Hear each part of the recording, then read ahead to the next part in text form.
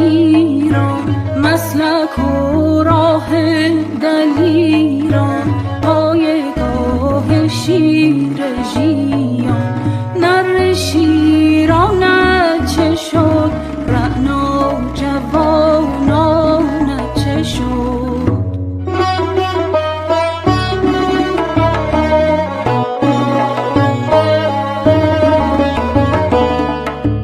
پای تخت نوز تو بودی، جای کیکاووس تو بودی، حافظ ناموس تو بودی. شهریارانت چه شد، رعنا جوانانت چه شد؟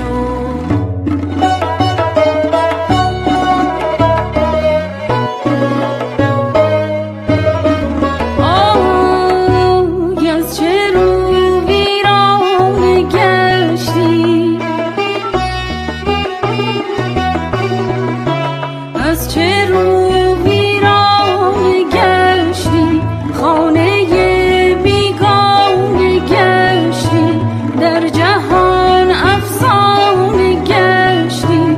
حور دستانت چه شد، رعنا جوانانت چه شد؟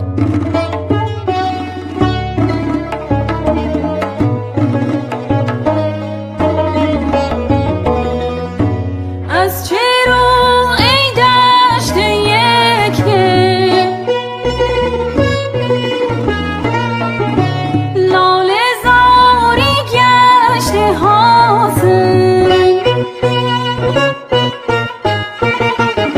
کشور عمر است و رندی، آن طبیبانت چه شد، رعنا جوانانت چه شد؟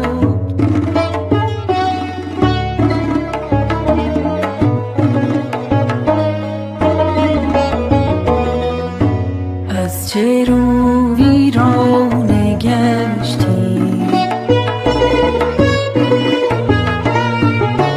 خانه بیگانه گشتی،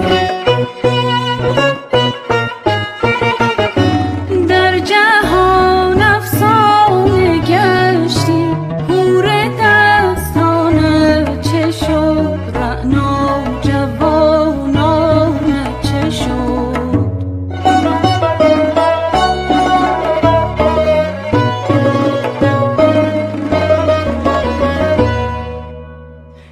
ای دل غافل، به احوال وطن خون گریه کن.